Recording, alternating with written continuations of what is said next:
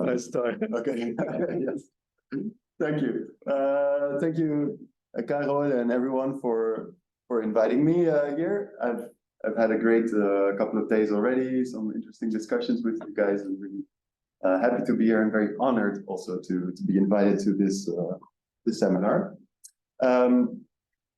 So as you already said, we share some collaborators, and I'm going to talk about a project today that I also did with those collaborators. Saw them appearing on the screen already a little bit before. So the project I'm presenting is called The Strength of Weak Bots. It appeared 2 years ago in a journal, the main paper, and we've done some follow-up work on that I will present a little bit today as well. The main paper I wrote together with Michael Mees, and then further we developed a model with Andreas Vlag. So it's an agent-based model, and I will talk a little bit about my position towards agent-based modeling following the discussions that we've had about that already in the past few days. But it's deeply rooted in an empirical puzzle. So I want to start with that today. So the puzzle is an empirical puzzle that we observed in the literature around misinformation and social bots. So on the one hand, we see that bots promote content that reaches very far in online social media. So social bots, they are everywhere. There are many papers estimating the amount of bots in Twitter, Facebook, all sorts of social media, and their estimates typically vary between 5 and 15%, but some go up until even 40%. So there are a lot of automated social media accounts. Now, what do these social media accounts do? Well, they promote low credibility content. In a study that was published in Nature Communications a couple of years ago, they showed that very nicely. For example, in this graph, where they looked at low credibility content defined by a certain threshold of credibility. It's a continuum, but if you put that threshold at a reasonable level, you will see that this content is retweeted much more often for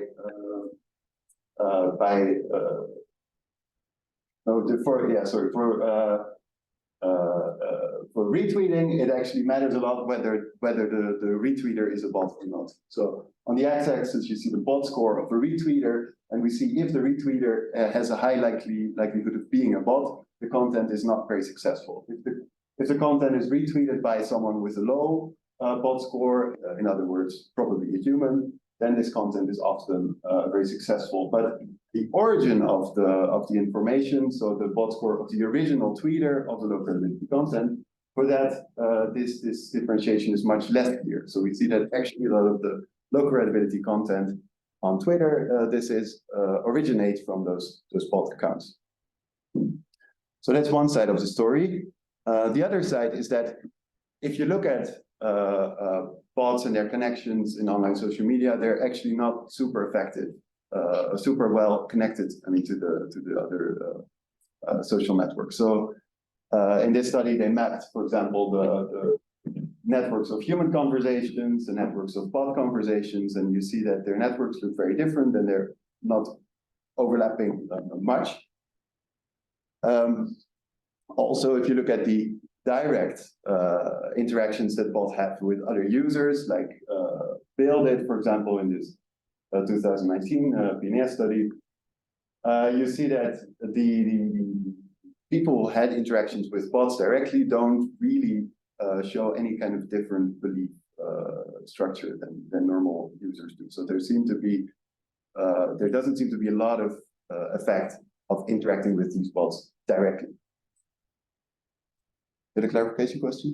Yeah, so on the previous slide, you said that bots are responsible for spreading so much of low credibility content, and here you say they're not actually very effective. So how are those two related? Yeah, that's the puzzle. So that's the idea is basically that you see that there are a lot of bots around, and that these bots, they do promote content that in the end ends up reaching a lot of the social network. On the other hand, it's really hard to trace how that influence actually goes, because the direct effects on their contacts are quite limited, and also their connectivity in the network is rather limited. So that's the puzzle. How is it possible that the bots are only weakly embedded in social network and have limited impact on interaction, yet have a disproportionately large impact on content success at the macro level?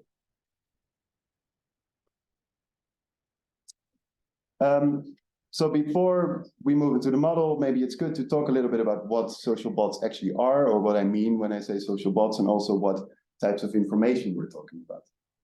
So our definition of social bots in this paper is they're automated social media accounts leveraged to influence public debate.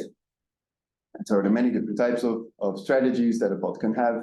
They can spam, they can try to attract a lot of likes, boosting their credibility. They can try to hashtag, hijack, they can repost a lot. There are many different types of bots around. A nice model that I like for thinking about different types of bots that exist is this band model describing the different forms of maneuver. Basically, bots can either try to influence or impact the network, or they try to impact a piece of information, and this impact can be positive or negative. So it's called band because they nicely categorize the different types of behaviors, starting with the same letter in each of these quadrants. Wonder how they came up with that. And basically, they can try to explain, excite, or enhance. Have a positive impact on some piece of information. Really try to boost a new idea, or they can try to neutralize a network. Really try to neglect certain parts of the network that are talking about a certain topic they dislike. In a recent study that looked at the IRA influence on the 2016 election in the United States, they actually showed that many of these bots, they are connected in what they call social influence bot networks. So they're really networks of different types of accounts that create a whole sort of parallel reality, actually, to make you believe that this is a legitimate content that they're pushing, or this is a legitimate belief that many people hold. Many of those will be everyday persons, but they will also do parody accounts, political organizations. They will have Twitter news bots, and all these bots together, they create this impression that these communities, meaningful communities of discussion, exist. So what are they then talking about? What are they trying to boost? This is what, in sort of the broadest umbrella term, you could call problematic information. You probably know the distinction between misinformation, disinformation. But actually, if you think about how you would influence public debate on social media, any type of information could be problematic. It's just a question of to what extent is this content problematic. So even real news sometimes can be problematic if you really direct it to people who are susceptible and try to frame it in a certain way, maybe playing into their confirmation biases. Of course, on the other end of problematic information, you would have things like false news or polarizing content. But really, I like the term problematic information because it really matters. It's the context in which a certain piece of information is boosted. So broadly speaking, we can say that these bots, they have sophisticated strategies, and they will try to boost problematic information in the broadest sense. Okay. So models of social influence.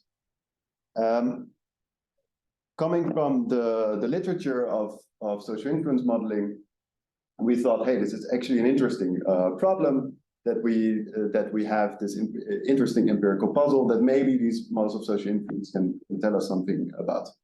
So when I talk about models of social influence, I talk about a particular class of agent-based models. So I thought it'd be good to introduce that a little bit at this point. Models of social influence, they have existed since 1950s, but I think their aim is really nicely captured by this quote from Axelrod's paper in 1997, where he says, well, if people tend to become more alike in their beliefs upon interactions. They become more alike in their beliefs, attitudes, and behavior. Why do not all such differences eventually disappear? If the only influence that we really observe a lot is positive influence, then surely at the end of the day we must all be similar. So models of social influence consider this problem, and they say, well, maybe actually people hold different influence response functions. Maybe they don't always are not always positively influenced, but maybe they respond different to different senders or to different pieces of information.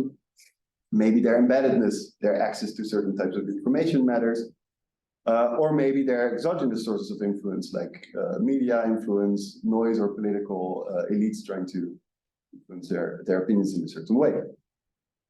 So, broadly speaking, that's the areas that these models consider in their explanations. And I think the dynamics of social influence models typically mimic those of complex contagion rather than simple contagion in diffusion models. And this is already foreshadowing a bit the meaning of the title of the talk.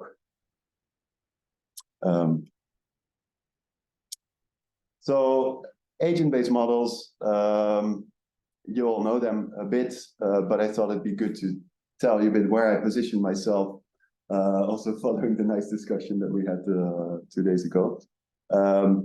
So agent-based models can be conceptualized as a population of models in contrast with equation-based models of a population. So they're really good for studying things like network embeddedness, precisely for this reason, or for heterogeneity in individual responses.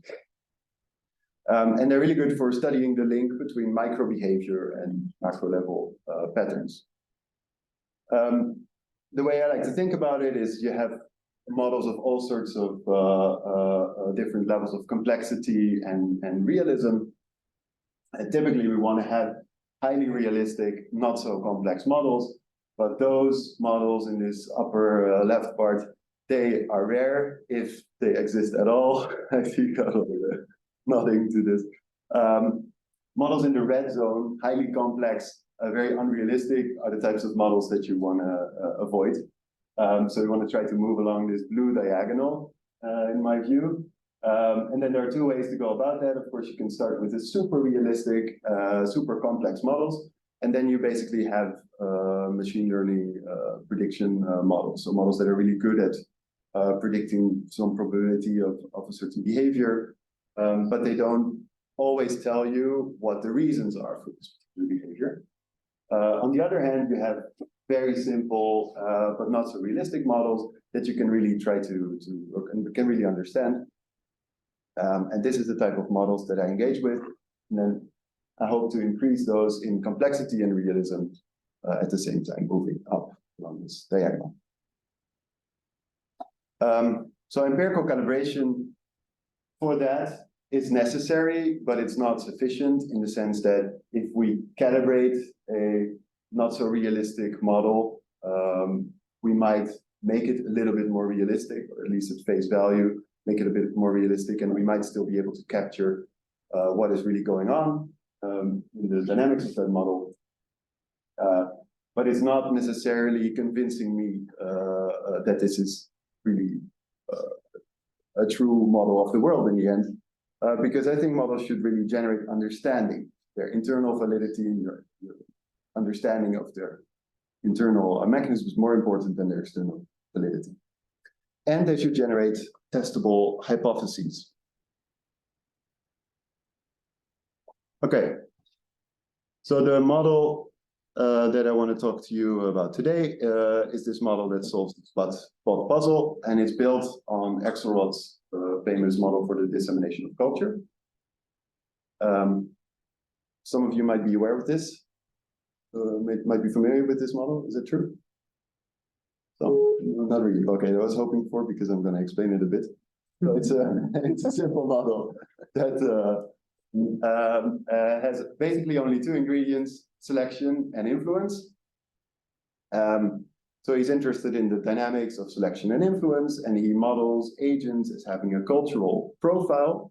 So we have computer agents, and all these agents are captured by a single vector of length f, cultural features with in each slot q possible traits per feature. And then he puts those agents on a grid. You can put them on any type of network, of course. And then iteratively, there's a similarity attraction process going on. So in a random sequence, you pick one agent from the grid.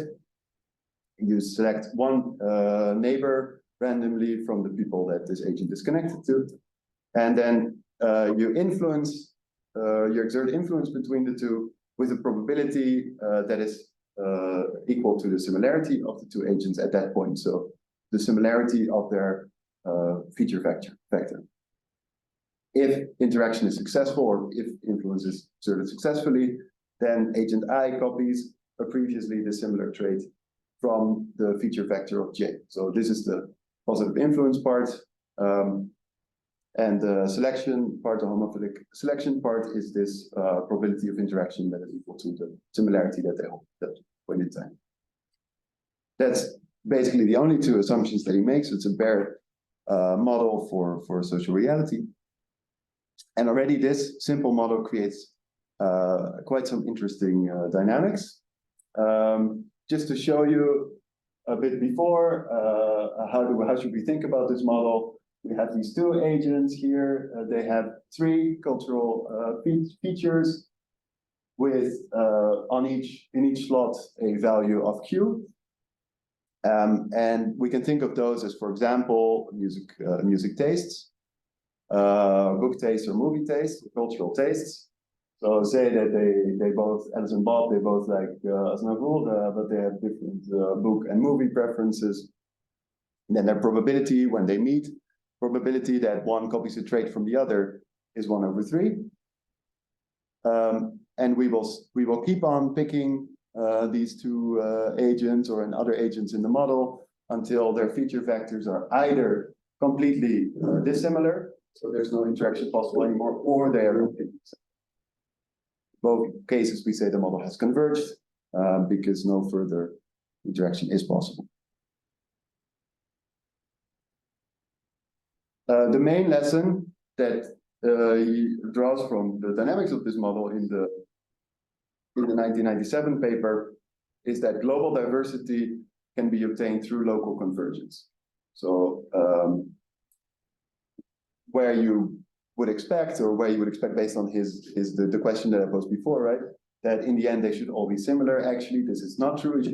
It's not true because locally people interact and form their little stable cultural cluster and become completely dissimilar from other neighbors around them. So you see these nice little, often small areas of resistant, stable cultures, and then often one bigger cultural area around that.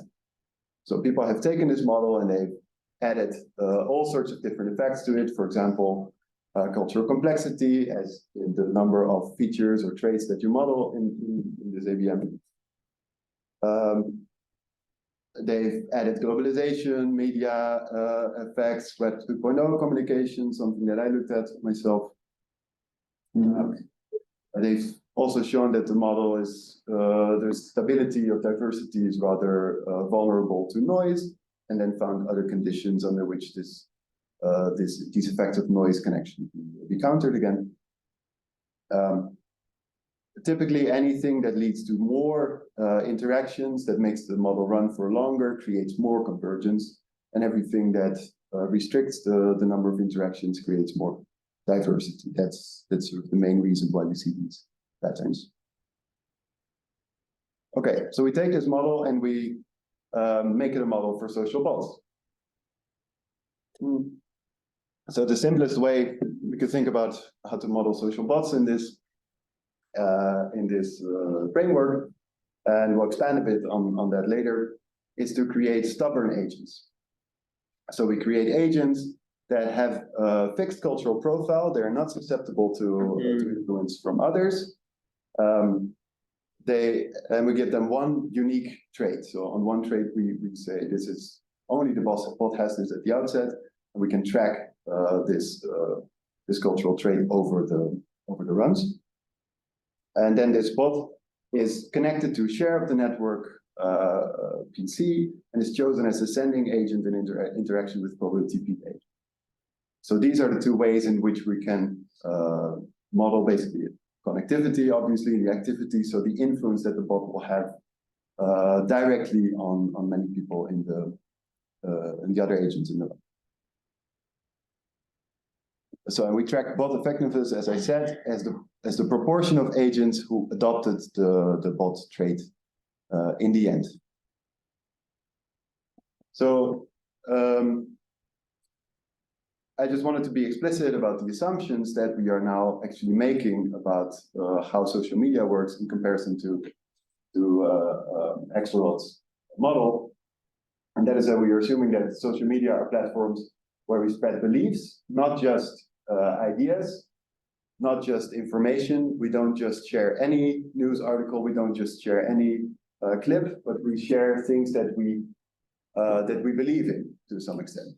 It might not always be our direct belief that we are sharing with others, but at least we are sharing information that conforms with that belief. That's assumption one, that you really cannot test easily in robustness checking in. The other one is that belief change is governed by similarity. So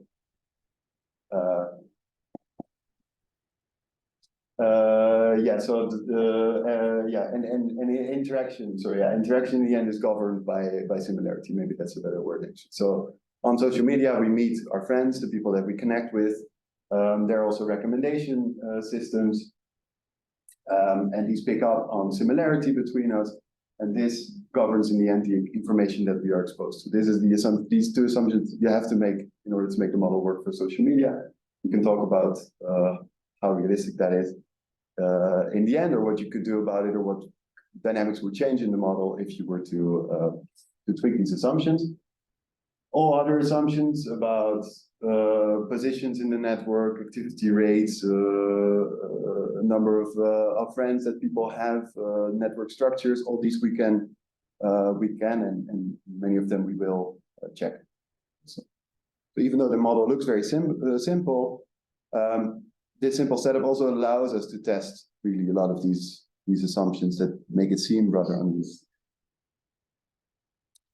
So we analyze the model using simulation experiments. The default values for the simulation experiments, as you will see them, are this. We have 144 agents with 12 neighbors each, with a rather small feature vector and a small number of traits, and they are connected on a ring network. So typically we put people on a ring and do some rewiring later on, but this you have to keep in mind for the main analyses. The convergence rule, as I told you before, if all ties connect nodes with completely similar or completely different cultural profiles, we say that the model has converged, and no change is possible anymore. We ran all the simulation experiments in Python using a package for models of social influence that I created also during my PhD. It's called DevSim. Find it on GitHub and bit. There's also a version of this available in NetLogo, and I published all the code to replicate on my website and on GitHub. Yes? I don't work with agent-based models, so I don't understand why do you have so few agents if you're trying to replicate social media, which has a way larger scale? Yes, so that's a good question. It's mainly for practical reasons, because running these models takes a long time. And if you scale this up, will there be an implication to the result? So we did scale it up. It's also in the paper, and qualitatively the results stay the same. So we check whether it matters, and if we think that it might matter for a certain condition, then we will always scale it up. But in principle, yeah, we keep it low because we don't have to at this point, because it doesn't. Might increase realism, but it doesn't meaningfully affect the results, so we don't need to. always make our life difficult and model millions. Did you scale up the number of agents or also the number of connections? Both, yeah, Okay. both. I'm not sure if the scaling up the number of connections is actually in the appendix of the published paper, but we did both. Problem is you can't really test many conditions because it's very computationally expensive to do this. So already scaling up the number of agents, features, traits, and connections low, you have to run on an HPC and it takes forever. Of course, we should, but again, like if we expect that something might matter, we typically test. So, and then if we find that there's no reason to take this into account all the time, you can also leave it aside again and focus on the smaller, more manageable case. Okay, so on to the results. Just to remind you, the intuition that you would have for a model like this is that connectedness and activity rate are both positively related to the effectiveness of the bot. This is not just my intuition, but implicitly this is in the papers that I also cited before. People who find that there's a lot of bots around on social media or a lot of connections, they will say this is a bad thing and it should be warned. People who find that there's no direct influence of a bot on a human user will conclude that probably bots are not such big of a problem. So implicitly, this expectation is in the empirical literature that you find on bots. However, if you run the simulation model, you find quite the opposite. So this is, I would say, the main result, the main graph of the paper, where we show that bot activity and bot connectedness together actually make the bot less effective in diffusing its trait. So at low levels of activity and at low levels of connectivity, there's not much of a relationship, but once you go very deep, then you'll find that actually there's quite a strong negative effect of both of them. And the reason for this is that they are much less effective at influencing indirect contacts in the case that they are highly active or highly connected. So direct contact. On the direct contacts, of course, it matters if you're connected to more people, you're gonna influence more people.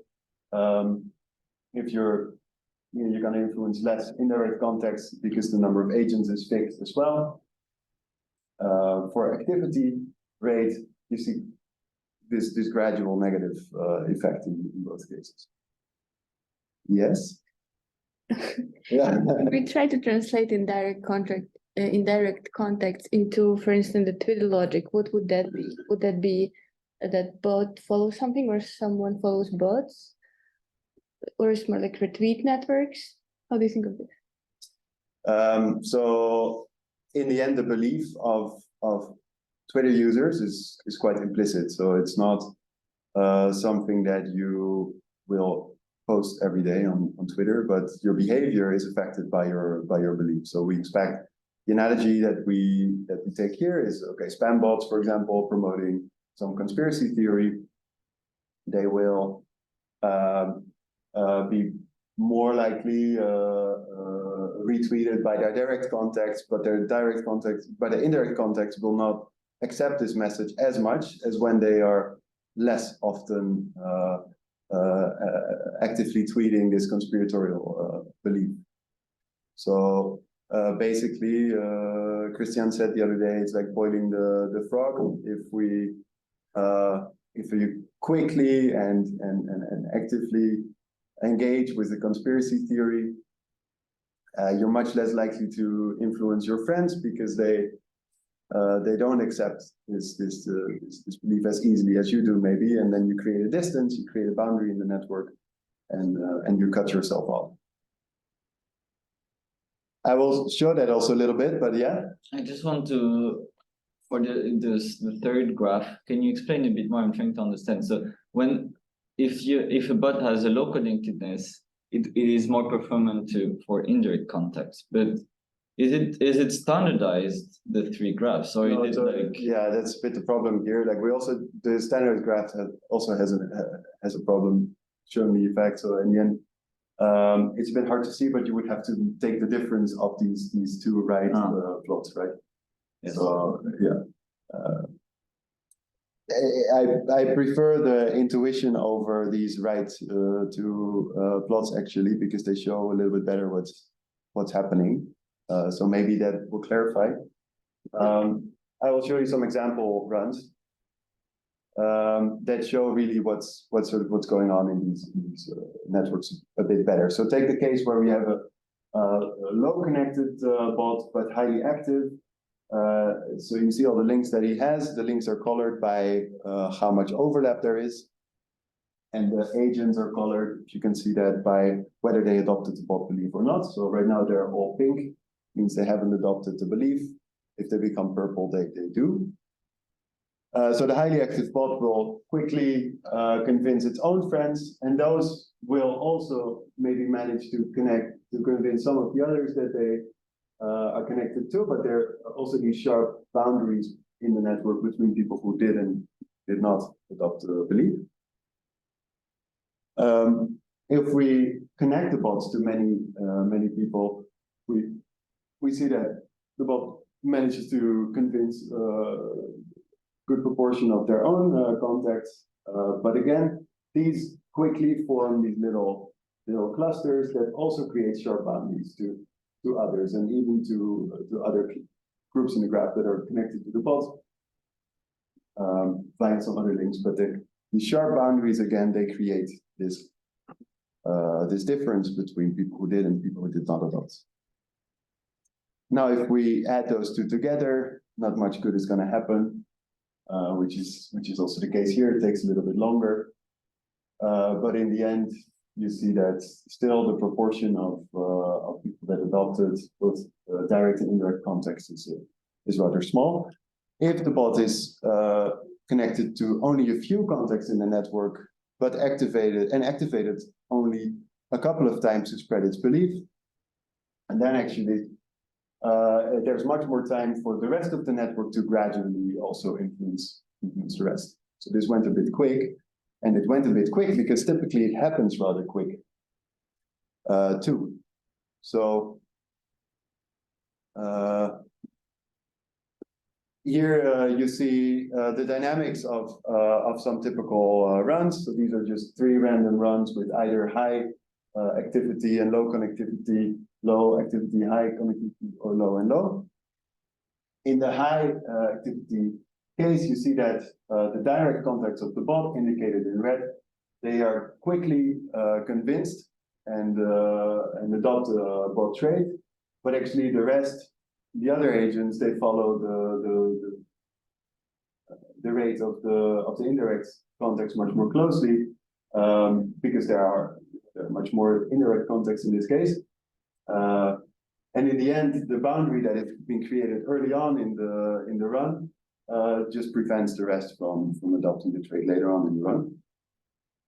In the low activity, high connectivity case, we see that the bot is similarly not managing to convince many people in this particular run. Harder to see the dynamics why this is the case here.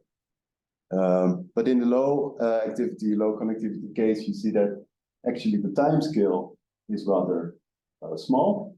So the time scale doesn't, it's still the smallest of the 3, but the influence is much more gradual. So the direct contacts of the bot follow a little bit more closely the trajectories of the indirect contacts, and therefore also the whole network. Did it help a bit to wrap your head around the dynamics of the model? I hope so. So the counterintuitive effect of bot connectedness and activity is actually a connectedness and activity rate in this version of the model, are both negatively related to the effectiveness of the bot.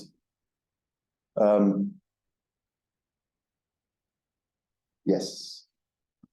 So I want to show you, I say 3, but there are 4 extensions to explore the strength of the bot effect and its robustness. So I want to look at behavior under stronger and weaker homophily, look at the effects of network clustering, bot position in the network, and strategic targeting. Yes? But just a clarification question. Is there a limit on the number of interactions? Is it something related to the finding of that high connectedness doesn't really work?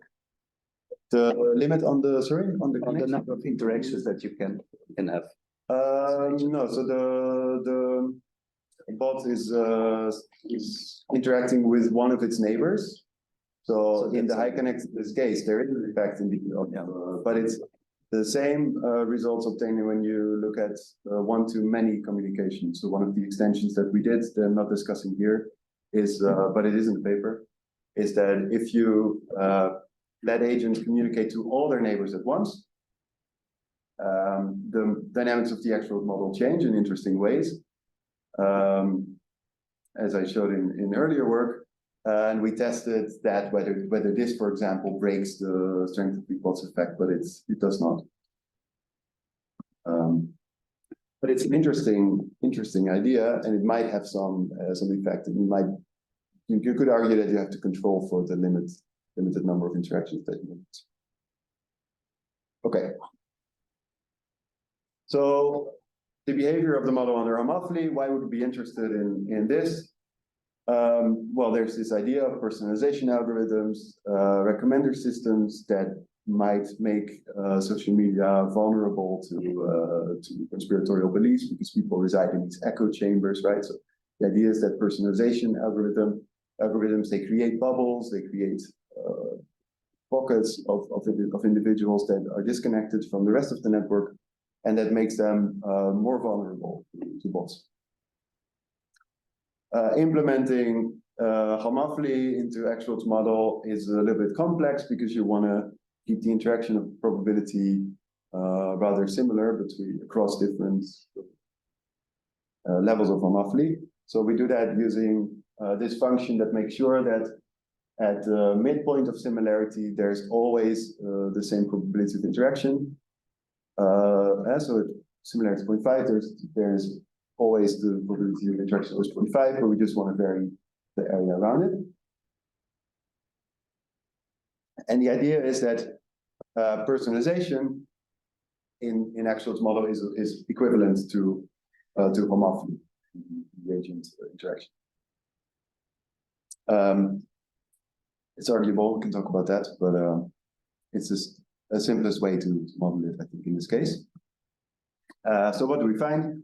Behavior under homophily, rather than making the bot more effective, actually breaks the effect a little bit. So for weak homophily, so that is less homophily than there typically is in Axelrod's model, we see that the effect still holds.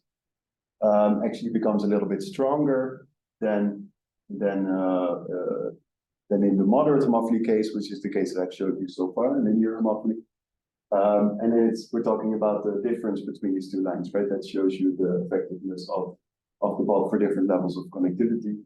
However, when we implement strong homophily, we see that the difference between the different connectedness levels disappears, at least for the total population.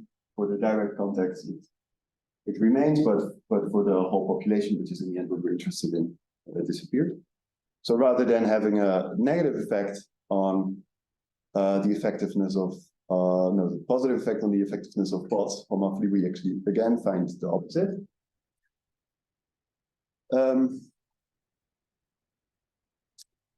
Yeah, we're also interested in how does the effect vary in networks with different values of clustering.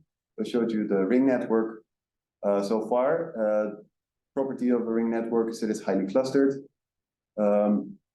It's hard to make a network as regular with the same level of clustering. So we want to break this clustering down a little bit, make it much more random. We do that by rewiring. So you take a link that is there, and then you take another link and you rewire the links to each other's ends, basically. This way you're keeping the degree distribution constant, but you're just varying the amount of clustering in the network. So simple contagion processes would, well, if this were a simple contagion process, you would expect that clustering strengthens the bot effect. So we would see a decrease of the bot effect now. Right, because we are talking about network. If it's a simple contagion process, then less clustering, ceteris paribus, would mean that the path length is smaller, and then information travels faster. For complex contagion process, however, you would say that clustering would weaken the bot effect because you create these little pockets that can generate a stable counterculture, basically, to the one that the bot is promoting. What do we find? We actually find that the bot effect is quite resistant to clustering in the networks as modeled so far. So if we remove clustering, right? So that's what we did. We rewire more, remove clustering. We find that the bot effect persists. So it doesn't tell me much about whether it is a simple or complex contagion process as much, but I would at least say that it is probably not a simple contagion process.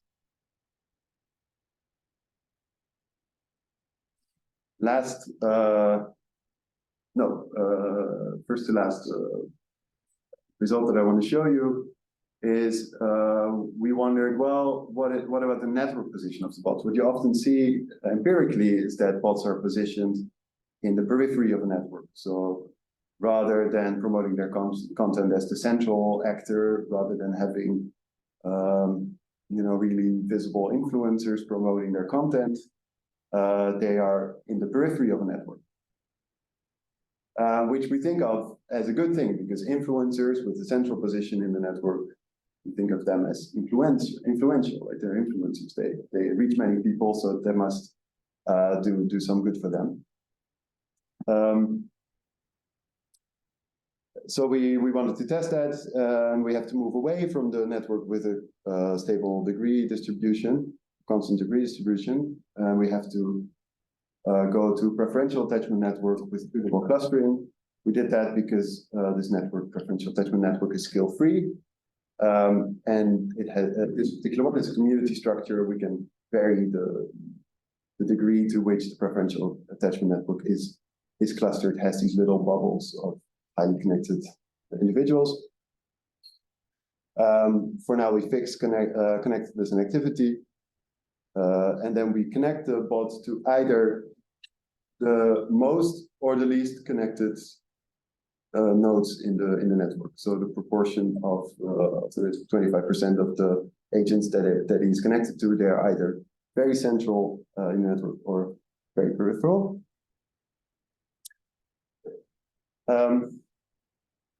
And there we find a funny, interesting distribution, I would say, that tells you something about the bot effect, where we see that the bots connected to the periphery are on average more effective than the others. At this point, it shouldn't surprise you much. It didn't surprise me anymore that that's the case, because we know that these small clusters, they're actually good at promoting a message and then gradually influencing the rest of the network, rather than the central agent who would convince many of its direct contacts, but then fail to influence the others, creating boundaries to the others.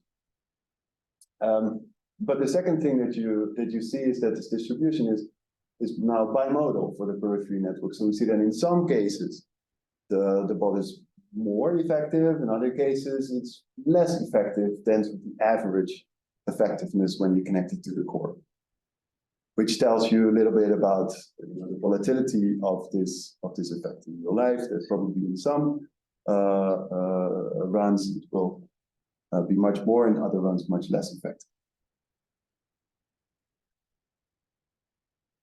So last thing that we did that I want to show to you today is well, what if you target the bot to a specific community? So what if we create a graph?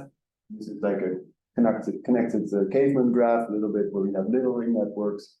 Those ring networks are connected to each other. It looks maybe a bit messy, but they're actually connected by only very few links.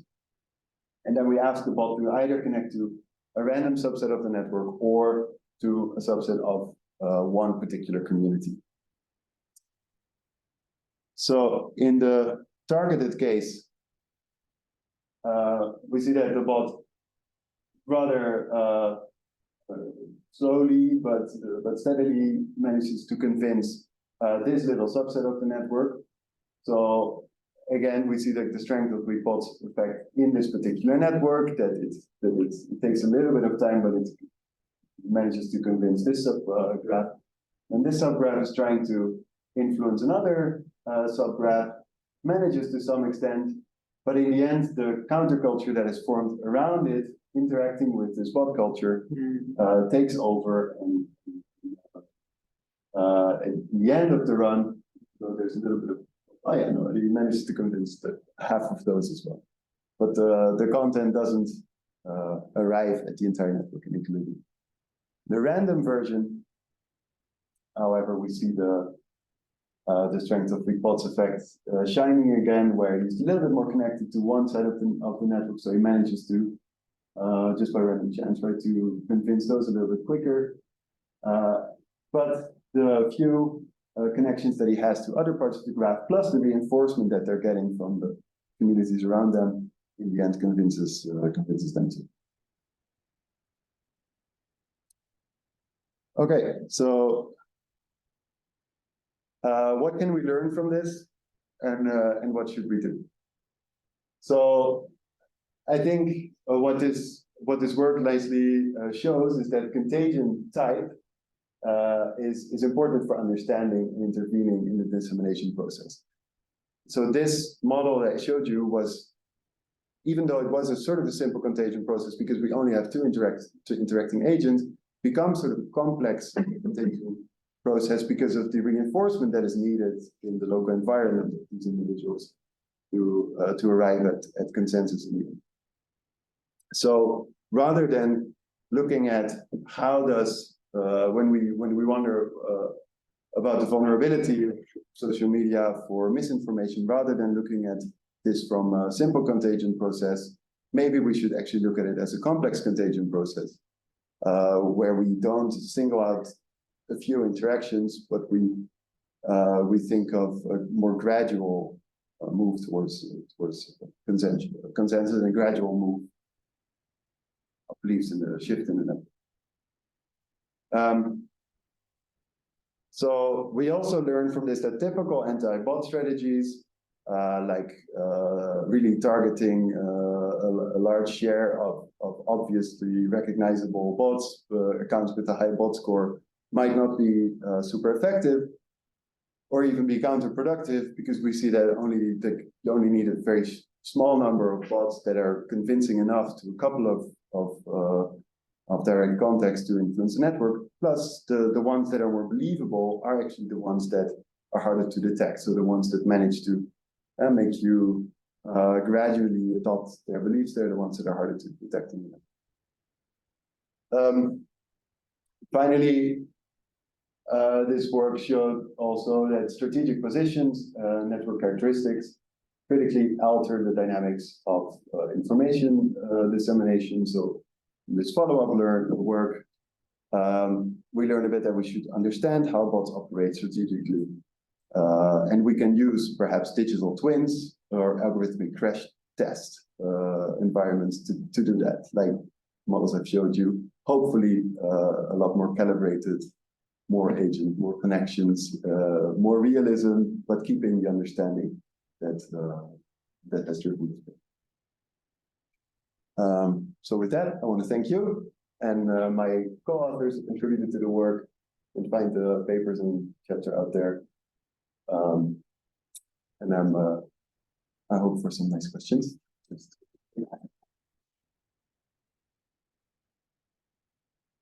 Thank you very much. I stopped the recording.